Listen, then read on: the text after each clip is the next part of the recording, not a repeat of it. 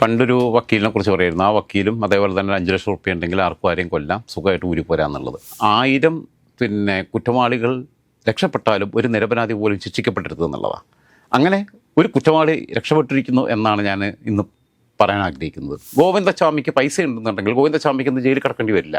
IPC BNS ആക്കിയോണ്ട് കാര്യമൊന്നുമില്ല. പഴയ കുപ്പി പുതിയ വീതിൽ എന്ന് പറഞ്ഞ മാതിരി കൊണ്ടിട്ട് കാര്യമില്ല. നനഞ്ഞിറങ്ങി കുളിര് മാറിയ ആൾക്കാരാണ് ഇവരൊക്കെ ന്യായീകരിക്കാൻ വേണ്ടി രംഗത്ത് വരുന്നത്. അല്ലാത്തവരാരുമില്ല. ഞാൻ കാരണം ഒരുപാട് പേരുദോഷം കേൾക്കേണ്ടി വന്ന പെൺകുട്ടി.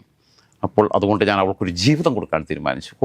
പടച്ചോനെ, ഇമാതിരി മുതലിനൊക്കെ എവിടെ നിന്നാണ് കിട്ടുക എന്ന് എനിക്കറിയില്ല. PT തോമസ് എന്ന് പറയുന്ന മനുഷ്യൻ ജീവിച്ചിരിപ്പില്ലായിരുന്നെങ്കിൽ അന്ന്, ഇപ്പം അദ്ദേഹം മരിച്ചു പോയി നന്നായി. ഞാൻ ഈ വിധി വന്നപ്പോൾ ഞാൻ എൻ്റെ പ്ലാറ്റ്ഫോമിൽ തന്നെ പറഞ്ഞു. കാരണം ഇല്ലെങ്കിൽ ഇന്ന് അദ്ദേഹം ഹൃദയവേദന കൊണ്ട് മരിക്കുകയായിരുന്നു. നമസ്കാരം. നടി ആക്രമിക്കപ്പെട്ട കേസിൽ ഇപ്പോൾ സ്പെഷ്യൽ കോടതി വിധി പ്രഖ്യാപിച്ചിരിക്കുകയാണ്. ദിലീപിനെ വെറുതെ വിട്ടു. എന്താണ് അതിനെക്കുറിച്ച് പറയാനുള്ളത്? പണ്ടൊരു വക്കീലിനെ കുറിച്ച് പറയായിരുന്നു. ആ വക്കീലും അതേപോലെ തന്നെ 5 ലക്ഷം റുപ്യ ഉണ്ടെങ്കിൽ ആർക്കും ആരെയും കൊല്ലാം, സുഖമായിട്ട് ഊരിപ്പോരാന്നുള്ളത്. നമ്മളെ നീതിന്യായ വ്യവസ്ഥയ്ക്കകത്ത് ഒരുപാട് ലൂപ്പ് ഹോൾസ് ഉണ്ട്. നമ്മുടെ ഒരു ആപ്തവാക്യം എന്ന് പറയുന്നത് തന്നെ ഞാൻ എൻ്റെ സ്വന്തം പ്ലാറ്റ്ഫോമിൽ ഞാനൊന്ന് ഓൾറെഡി പറഞ്ഞു കഴിഞ്ഞതാണ്. ഈ വിധി പുറത്തു വന്ന ഉടനെ തന്നെ ഞാൻ പറഞ്ഞു കഴിഞ്ഞതാണ്. പറയുമ്പോൾ തന്നെ എനിക്ക് എടുത്തു പറയാനുള്ളത് എൻ്റെ അനിയത്തിയാണ് എന്നോട് പറഞ്ഞത്. ഇതുകൊണ്ടാണ് ആൾക്കാർ ആയുധം കയ്യിലെടുക്കുന്നത്, ഓരോരുത്തർ സ്വയം നിയമം കയ്യിലെടുക്കുന്നത് എന്നുള്ളത്. കാരണം അത്രയും പ്രതിഷേധത്തിലാണ്. നമ്മുടെ ആപ്തവാക്യം എന്ന് പറയുന്നത് 1000 കുറ്റവാളികൾ രക്ഷപ്പെട്ടാലും ഒരു നിരപരാധി പോലും ശിക്ഷിക്കപ്പെട്ടിരുന്നത് എന്നുള്ളതാണ്. അങ്ങനെ ഒരു കുറ്റവാളി രക്ഷപ്പെട്ടിരിക്കുന്നു എന്നാണ് ഞാൻ ഇന്ന് പറയാൻ ആഗ്രഹിക്കുന്നത്. ബാക്കി 999 കുറ്റവാളികൾ ആരൊക്കെയാണെന്ന് നമുക്കറിയില്ല. പക്ഷേ തിരിച്ചാണ് വേണ്ടത്. ഒരു കുറ്റവാളിയും രക്ഷപ്പെടാനും പാടില്ല, ഒരു നിരപരാധിയും ശിക്ഷിക്കപ്പെടാനും പാടില്ല എന്നൊരു നിലയിലേക്ക് ആധുനിക കാലഘട്ടത്തിൽ, ഇത്രയും അന്വേഷണ സംവിധാനങ്ങളുള്ള കാലത്തിൽ, ഈ ഡിജിറ്റൽ യുഗത്തിൽ നമുക്കെത്തണം. പഴയ കാലത്തിന് പരിമിതികളുണ്ടായിരുന്നു. ചിലത് കുറ്റം തെളിയിക്കാനുള്ള ബുദ്ധിമുട്ടുകളൊക്കെ ഉണ്ടാവും. അപ്പോൾ സംശയത്തിന് ആനുകൂല്യം നൽകി വിട്ടയക്കാനുള്ള പഴുതുകളുണ്ടാവും. നിയമത്തിൻ്റെ പഴുതടച്ചുകൊണ്ടുള്ള അന്വേഷണത്തിലേക്ക് ഈ ഇൻവെസ്റ്റിഗേഷൻ ടീം പോയിട്ടില്ല എന്നതും സ്പെഷ്യൽ ഇൻവെസ്റ്റിഗേഷൻ ടീമിനെ ഏൽപ്പിക്കാൻ വേണ്ടിയിട്ട് കാലതാമസം എടുത്തു എന്നതും അതിൽ ഏറ്റവും പ്രധാനപ്പെട്ട കാര്യമാണ്. അപ്പം നമുക്ക് തന്നെ അറിയാം, പല സിനിമാ നടിമാരാണ് കൂടുതൽ ന്യായീകരിക്കാൻ വരുന്നത് ഇതിനകത്ത്. കുറേ അമ്മായിമാർ ഒരു പണിയില്ല, അവർക്ക് സിനിമയില്ല, ഒന്നുമില്ല, പിന്നെ ഇവർ രണ്ടാമത് റീ എൻട്രി ഉണ്ടാവണം അതിന് വേണ്ടിയിട്ട്. പിന്നെ മാങ്കൂട്ടത്തിൻ്റെ വിഷയത്തിൽ തന്നെ അവിടെ തറക്കല്ലിടാനും ബാക്കിയുള്ളതിനും പിന്നെ അതിന് ന്യായീകരിച്ച് പോസ്റ്റ് ഇടാനും ഒക്കെ നടന്നത് കുറച്ച് സിനിമാ നടിമാരാണ്, വേറുള്ളവരല്ല പോണേ. ഇവർക്ക് എന്ത് സോഷ്യൽ കമ്മിറ്റ്മെൻ്റ് ഉള്ളത് എന്നുള്ളത് അവിടെയാണ് നമ്മൾ ആലോചിക്കേണ്ടത്. പാർവതി തിരുവോത്തിനെ പോലെ ഇത്രയും അതുല്യമായ അഭിനയശേഷിയുള്ള ഒരു നടി ഇതിൻ്റെ പേരിൽ കോർണർ ചെയ്യപ്പെടുകയാണ്. അവർക്ക് അവസരങ്ങൾ നിഷേധിക്കപ്പെടുകയാണ്. അവർ പക്ഷേ സറണ്ടർ ചെയ്യണില്ല. അവർ സ്റ്റാൻഡിൽ ഉറച്ചിക്കുക. അവർക്കൊക്കെയാണ് ശരിക്കും പറഞ്ഞു കഴിഞ്ഞാൽ നമ്മൾ ആദരിക്കേണ്ടത്. അവരെയൊക്കെയാണ് ആദരിക്കേണ്ടത്. രമ്യ നമ്പീശൻ ഒക്കെ നല്ല കരിയറിൻ്റെ പീക്കിൽ നിൽക്കുന്ന സമയത്ത് പടമല്ലെങ്കിലും എനിക്ക് പുല്ലാണെന്നുള്ള മട്ടിൽ ഞാൻ പറയുന്നത്, നമ്മൾ ഈ ആണത്വം എന്നൊക്കെ പറയുമല്ലോ, പെണ്ണത്വം എന്ന് പറയുന്ന സാധനമുണ്ട്. കാരണം എന്ന് വെച്ചാൽ ഇവരുടെ ആ ധീരതയുടെ മുമ്പിൽ ഇവിടെ കിടക്കുന്ന ഇന്നിപ്പം ലാദർഷയൊക്കെ അള്ളാഹുവിനെ സ്തുതിച്ചിട്ടും ദൈവത്തെ സ്തുതിച്ചുകൊണ്ടൊക്കെ ഇങ്ങനെ കുറേ പേരുകൾ വരുന്നുണ്ട്. ഇവരൊക്കെ എന്തിനായി നടക്കണേ എന്നുള്ളത് എനിക്ക് മനസ്സിലാവുന്നില്ല. ഒരു മനുഷ്യനാവണം, ആണായാലും പെണ്ണായാലും മനുഷ്യനാവണം. എൻഡ് ഓഫ് ദ ഡേ നമുക്ക് നമ്മളെ മനസാക്ഷിയെ ബോധ്യപ്പെടുത്താൻ കഴിയണം. ദൈവവിശ്വാസിയാണെങ്കിൽ ദൈവത്തെ ബോധ്യപ്പെടുത്തുക, ഇല്ലാന്നുണ്ടെങ്കിൽ സ്വന്തം മനസാക്ഷിയെ ബോധ്യപ്പെടുത്തുക എന്നുള്ളതാണ്. ഗോവിന്ദച്ചാമിക്ക് പൈസ ഉണ്ടെന്നുണ്ടെങ്കിൽ ഗോവിന്ദച്ചാമിക്ക് ഇന്ന് ജയിലിൽ കിടക്കേണ്ടി വരില്ല. ഗോവിന്ദച്ചാമിക്ക് ഹയർ കോർട്ടിൽ അപ്പീൽ പോകാനുള്ള സാമ്പത്തിക ശേഷി ഇല്ലാത്തതുകൊണ്ടാണ്. ഇല്ലെങ്കിൽ ഇന്ത്യയിലെ ഏറ്റവും മികച്ച വക്കീലന്മാരൊക്കെ എന്ന് പറഞ്ഞാൽ സുപ്രീം കോടതിയിലൊക്കെ അറ്റൻഡ് ചെയ്യണമെന്നുണ്ടെങ്കിൽ സിറ്റിങ്ങിന് കോടികളെ ഫീസ് മേടിക്കുക. അത് അഫോർഡ് ചെയ്യാൻ പറ്റുന്ന ആളുകൾക്കാണ് ഇതിൽ നിന്നും വരാൻ പറ്റുക, അല്ലാത്തവർക്ക് പറ്റില്ല. ഞാൻ ഒരിക്കലും ഇന്ത്യയിലെ നീതിന്യായ വ്യവസ്ഥയെ കുറ്റം പറയുകയല്ല. പക്ഷേ കാലത്തിനനുസൃതമായിട്ടുള്ള പരിഷ്കരണങ്ങൾ, സമഗ്രമായ പരിഷ്കരണങ്ങൾ, അതിനൊരു കമ്മീഷനെ വെച്ച് അവരുടെ ശുപാർശ സ്വീകരിച്ച് ഇന്ത്യയിലെ നിയമങ്ങൾ IPC BNS ആക്കിയോണ്ട് കാര്യമൊന്നുമില്ല. പഴയ കുപ്പി പുതിയ വീതിൽ എന്ന് പറഞ്ഞ മാതിരി കൊണ്ടിട്ട് കാര്യമില്ല. ഒരു കുറ്റവാളിയും രക്ഷപ്പെടില്ല എന്ന് ഉറപ്പുവരുത്തി തന്നെയാണ് വേണ്ടത്. ഈ സിനിമാ നടിമാരെ പലരും പ്രശ്നം എന്ന് പറഞ്ഞു കഴിഞ്ഞാൽ നനഞ്ഞിറങ്ങി കുളിര് മാറിയ ആൾക്കാരാണ് ഇവരൊക്കെ ന്യായീകരിക്കാൻ വേണ്ടി രംഗത്ത് വരുന്നത്, അല്ലാത്തവരാരുമില്ല. ഇതിൽ സർക്കാരിൻ്റെ നിലപാടുകളും സംശയാസ്പദമാണ്. സർക്കാർ ഒരേ സമയം തന്നെ ഇരയ്ക്കൊപ്പം എന്ന് പറയുകയും വേട്ടക്കാരനൊപ്പം നിൽക്കുകയും ചെയ്യുന്ന സമീപനം സ്വീകരിച്ചോ എന്ന് സംശയിക്കപ്പെടേണ്ടതാണ്. കാരണം ഞാൻ തുടക്കത്തിൽ പറഞ്ഞിട്ടുണ്ട്, ആ സ്പെഷ്യൽ ഇൻവെസ്റ്റിഗേഷൻ ടീമിനെയൊക്കെ വെച്ച സമയത്ത് തന്നെ ബൈജു കെ പൗലോസ് ഉൾപ്പെടെയുള്ള DVS ഉൾപ്പെടെയുള്ളവരുണ്ടാകുമ്പോൾ തന്നെ ഇവൻ റിമാൻഡിലാവുന്നു. അന്ന് ആലുവ പോലീസ് ക്ലബ്ബിൽ കൊണ്ടുവന്ന് ചോദ്യം ചെയ്യുന്നു. ആ സമയത്ത് നടൻ സിദ്ദിഖാണ് അവിടെ രാത്രി വരെ ഞാൻ ദിലീപിനെയും കൊണ്ടേ പോകുള്ളൂ എന്നിട്ട് അവിടെ നിൽക്കുന്നത്. അയാൾ പിന്നീട് അയാൾക്കെതിരെ വന്ന മകളെക്കാൾ പ്രായം കുറഞ്ഞ കുട്ടി ഉന്നയിച്ച ആരോപണങ്ങൾ നമ്മുടെ മുമ്പിലുണ്ട്. അയാളെ അത് ഫാബ്രിക്കേറ്റഡ് അല്ല എന്നുള്ളത് ഇപ്പം നമുക്ക് കൺവിൻസൺ ആവുന്ന രീതിയിൽ കുട്ടി കരഞ്ഞുകൊണ്ടാണ് സംസാരിച്ചിട്ടുള്ളത്. പക്ഷേ ഇവരെന്താ ചെയ്യുകയെന്ന് വെച്ച് കഴിഞ്ഞാൽ ഇങ്ങനെ ആരോപണങ്ങളുടെ മുൾമുനയിൽ നിൽക്കുന്ന പല ആൾക്കാരും, അപ്പോൾ രാഹുൽ മാങ്കൂട്ടത്തിലും ഇനിയിപ്പോൾ ആ വഴി തന്നെ പോകും.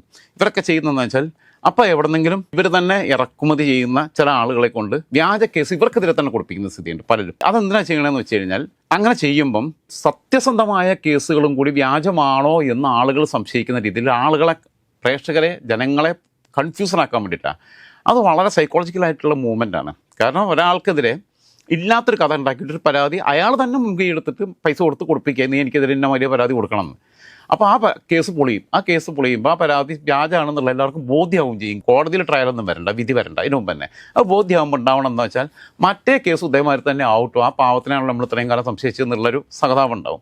അതിനുള്ളൊരു സ്ട്രാറ്റജിക്കലായിട്ടുള്ള അപ്രോച്ച് പലപ്പോഴും പല സ്ഥലത്തും ഉണ്ടാവാറുണ്ട്. ഞാൻ ഗവൺമെൻറ് സംശയിക്കുന്നതിൻ്റെ കാരണം എന്താണെന്ന് വെച്ചാൽ ഇങ്ങനൊരു കാര്യം മലയാള ചലച്ചിത്ര മേഖലയെ അടക്കി വാഴുന്ന നിർമ്മാണ കമ്പനി, അതേപോലെ തന്നെ നിർമ്മാതാക്കളുടെ സംഘടനയിൽ, അതേപോലെ തന്നെ തിയേറ്റർ ഉടമകളുടെ സംഘടന, സ്വന്തമായിട്ട് തിയേറ്റർ, പ്രൊഡക്ഷൻ ഹൗസ്, ബാക്കിയുള്ള എല്ലാ സമസ്ത മേഖലകളെയും അടക്കി ഭരിച്ചുകൊണ്ടിരുന്ന ഒരാളെ ഞങ്ങൾക്കല്ലാതെ വേറെ ആരെങ്കിലുമാണ് ഭരിക്കുന്നതെന്നെങ്കിൽ അറസ്റ്റ് ചെയ്യാൻ പറ്റുമായിരുന്നു എന്നൊരു ക്യാമ്പയിൻ ഒരു വശം നടത്താൻ വേണ്ടി പിടിച്ചകത്തിട്ടു. പക്ഷേ 90 ദിവസത്തിനുള്ളിൽ കൃത്യമായിട്ട് അവന് ജാമ്യം കിട്ടുന്നതിന് മുമ്പ് വളരെ പെട്ടെന്ന് തന്നെ ഈ സാധനങ്ങൾ ഡിജിറ്റൽ എവിഡൻസ് ഉൾപ്പെടെയുള്ളവ എടുത്ത് കോടതിയിൽ സമർപ്പിച്ചിരുന്നെങ്കിൽ, കുറ്റപത്രം സമർപ്പിക്കാൻ പറ്റിയിരുന്നെങ്കിൽ, ദിലീപിന് ഇപ്പോൾ പുറത്തിന് കോടതിയിൽ എത്ര വലിയ വക്കീലിനെ കൊണ്ടുവന്നിട്ട് എത്ര ഫീസ് കൊടുത്തിട്ട് എത്ര കഴിവുള്ള വക്കീലിനെ കൊണ്ടുവന്നിട്ട് പുറത്തിറങ്ങാൻ കഴിഞ്ഞിരുന്നെങ്കിൽ തന്നെയും ഇത്രയും കാലം റിമാൻഡ് തടവുകാരനായി ജയിലിൽ കഴിയുന്നത് ഇത്രയും വർഷം കഴിഞ്ഞിരുന്നെങ്കിൽ അതൊരു ശിക്ഷയാവുമായിരുന്നു.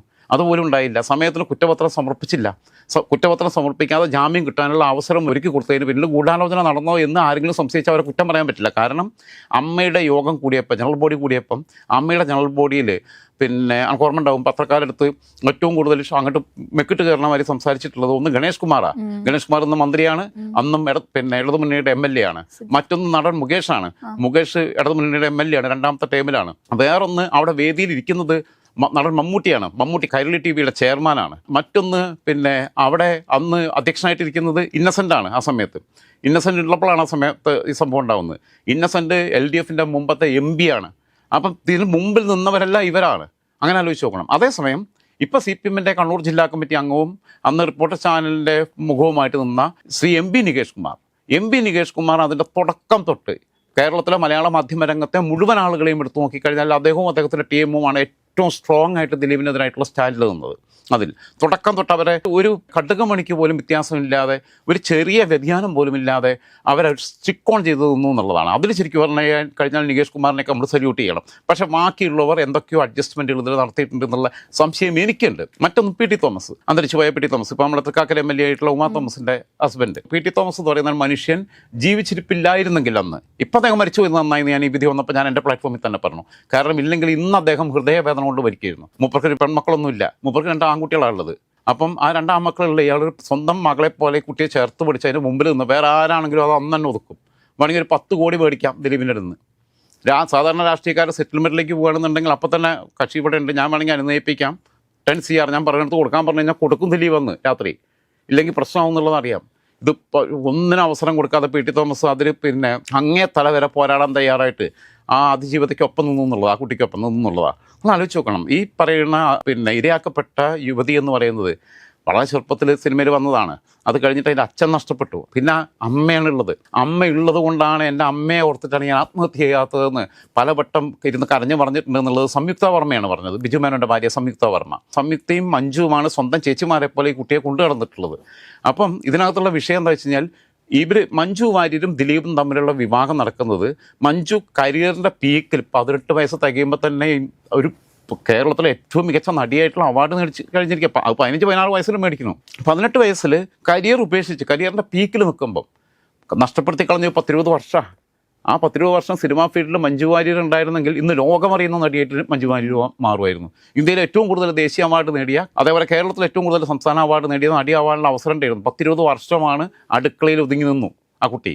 എല്ലാം ഉപേക്ഷിച്ചിട്ട് ഞാനും എൻ്റെ ഭർത്താവും എൻ്റെ കുഞ്ഞും എൻ്റെ കുടുംബവും എന്നുള്ള രീതിയിലേക്ക്, ബാക്കിയുള്ള ഈ പ്രഭകളൊന്നും വേണ്ട, വെള്ളിത്തിരയുടെ ഈ തിളക്കം വേണ്ട, എനിക്ക് എൻ്റെ കുടുംബജീവിതം മതി എന്ന് പറഞ്ഞിട്ട് എല്ലാം ഉപേക്ഷിച്ച് പോയൊരു കുട്ടിയാണ്. അത്രയും ടാലൻ്റഡ് ആയിട്ടുള്ള പെൺകുട്ടി മഞ്ജുവിനെ. എന്നിട്ട് മഞ്ജുവിനെതിരെയാണ് ഇപ്പോൾ ആരോപണങ്ങൾ ഉന്നയിക്കുന്നത്. മഞ്ജു, അതിലേക്ക് ഞാൻ വരാം. മഞ്ജുവിൻ്റെ സിനിമകൾ എടുത്ത് നോക്കണം. ഇപ്പോൾ പത്രം സിനിമയ്ക്കകത്ത് നായകൻ എന്ന് പറയുന്നത് സുരേഷ് ഗോപിയാണ്. വില്ലൻ കഥാപാത്രം NF വർഗീസാണ്. നായിക മഞ്ജു വാര്യർ. ആ സിനിമ എടുത്ത് നോക്കിക്കഴിഞ്ഞാൽ അതിൽ NF വർഗീസും മഞ്ജു വാര്യരും തമ്മിലുള്ള ഒരു ഇഞ്ചോടിഞ്ച് പോരാട്ട അഭിനയത്തിൽ ഒപ്പത്തിനൊപ്പം പിടിച്ചേക്കാം. സുരേഷ് ഗോപി അതിലില്ല. സുരേഷ് ഗോപി ഒരുപാട് സീനിലുണ്ട്, പക്ഷെ ആ അഭിനയത്തിൻ്റെ രീതിയിൽ നോക്കിക്കഴിഞ്ഞാൽ സുരേഷ് ഗോപി അതിലില്ല. 6-ാം തമ്പുരാൻ എന്നുള്ള സിനിമയില്ല, 6-ാം തമ്പുരാൻ കണ്ടിട്ടുണ്ടാവും. 6-ാം തമ്പുരാൻ എന്ന് പറഞ്ഞ സിനിമയ്ക്കകത്ത് മോഹൻലാലും മഞ്ജും തമ്മിലുള്ള അഭിനയത്തിൻ്റെ മത്സരം നടക്കുന്നത് അത്. അപ്പം അങ്ങനെ ആരുടെ മുമ്പിലും മഞ്ജു ചില സമയത്ത് ഒരു ഹിസ്റ്റീരിയ ബാധിച്ചതുപോലെ, കാരണം ആ കഥാപാത്രം ഉള്ളിലേക്ക് സന്നിവേശിപ്പിച്ച കഥാപാത്രമായി സ്വയം മാറുന്നതിൻ്റെ ഭാഗമായിട്ടുള്ള അതിൻ്റെ ഹാങ് ഓവർ വിടാൻ പോലും സമയം എടുക്കുമെന്നാണ് പറയാറുള്ളത്. ആ മൂഡിലേക്ക് സല്ലാമ സിനിമയ്ക്കകത്ത് തന്നെ ആദ്യമായിട്ട് അഭിനയിക്കുന്ന സല്ലാമ സിനിമയ്ക്കകത്ത് തന്നെ ആ ട്രെയിനിലേക്ക് തലവെക്കാൻ വേണ്ടി ഓടുന്നൊരു സീനുണ്ട്. അതിൽ ഈ കുട്ടി കൊതറി വീണ്ടും ചാടാൻ നിൽക്കുന്ന ഒരവസ്ഥയിലേക്ക് പോയി എന്നാണ് പറയുന്നത്. അതായത് ആ കഥാപാത്രമായിട്ട് സ്വയം മാറുന്ന ഒരവസ്ഥയിലേക്ക്. അത്രയും ടാലൻറ്റുള്ള കഴിവുള്ള, പക്ഷെ ആ മഞ്ജു അങ്ങനെ പോയി ഞാൻ ചതിക്കപ്പെടുന്നു നിരന്തരമായി എന്നുള്ളത്. കാരണം താനി കോഴിത്തരാണ് കാണിച്ചിട്ടുള്ളത്. അതിൻ്റെ കൃത്യമായിട്ടുള്ള വിവരങ്ങൾ മഞ്ജു അറിയാൻ വൈകി, മഞ്ജുവിനെ പലരും അറിയിക്കാൻ വൈകി. ഏറ്റവും അവസാനം ദുബായിലുണ്ടായിട്ടുള്ള സംഭവം, അതിലുള്ള ആളാണ് ഇപ്പോൾ രണ്ടാമത്തെ ഭാര്യയായിട്ട് കൂടെ ഉള്ളത്. എൻ്റെ മോളെപ്പോലെയാണെന്നൊക്കെ പറഞ്ഞിരുന്നത് ഒക്കെ. അപ്പോൾ ആ സംഭവം ഈ ആക്രമിക്കപ്പെട്ട നടി മഞ്ജുവിൻ്റെ അടുത്ത് ഒരു ഘട്ടം കഴിഞ്ഞപ്പോൾ ചേച്ചി ഇങ്ങനെ ഉണ്ട് എന്നുള്ളത് അറിയിച്ചു എന്നതാണ് വൈരാഗ്യത്തിൻ്റെ കാരണം. മഞ്ജുവിൻ്റെ ജീവിതത്തിൽ മഞ്ജു അഭിനയിച്ചുണ്ടാക്കിയ സ്വത്തും കാര്യങ്ങളും എല്ലാം ഉപയോഗിച്ച് കൂട്ടും. മഞ്ജു ഒരു പൈസ പോലും, സാധാരണ ജീവനാംശത്തിന് കേസ് കൊടുക്കും, ഡിവേഴ്സ് കേസിൽ അങ്ങനെയുണ്ട്. അങ്ങനെ കൊടുത്തു കഴിഞ്ഞാൽ അതേപോലെ തന്നെ ഗാർഹിക പീഡനം കൊടുക്കാം, ബാക്കിയുള്ളത് കൊടുക്കാം. 498A എന്നൊക്കെ പറഞ്ഞു കഴിഞ്ഞാൽ നോൺ ബെയിലബിൾ ഒഫൻസാണ്, അതുവരെ കൊടുക്കാം. ഒന്നും കൊടുക്കാതെ വളരെ സൈലൻ്റ് ആയിട്ട് ആ ജീവിതത്തിൽ നിന്ന് അങ്ങനെ ഇറങ്ങിപ്പോന്നിട്ട് മഞ്ജു പിന്നെ തുടങ്ങുന്നത് 0 നിന്നാണ്. അങ്ങനെ തുടങ്ങിയിട്ട് ഇന്നിപ്പോൾ മഞ്ജു ഇവിടെ നിൽക്കുന്നു എന്ന് ആലോചിച്ച് നോക്കണം.